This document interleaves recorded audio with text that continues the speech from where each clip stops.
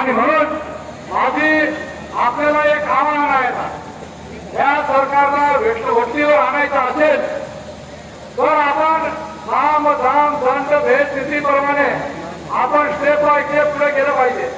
माझी विनंती आहे, आदिवासीसाठी हे सरकार रोज भोपा मारत आहे, पण आदिवासीचा विकास झालेला नाही.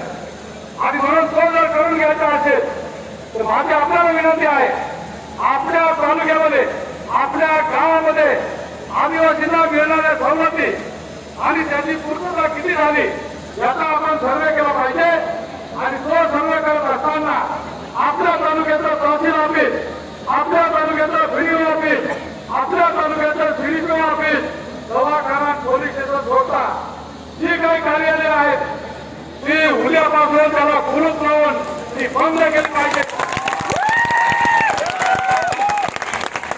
या कार्यालयाचा आदिवासीला उपयोग नाही. ती कार्यालय आमच्याकडे कशासाठी? हे सर्व अधिकाऱ्यांना पोहोचण्यासाठी, त्यांचा पगार त्यांना मिळावा याच्यासाठी. आणि म्हणून अशा प्रकारची त्याची आपण घेतोय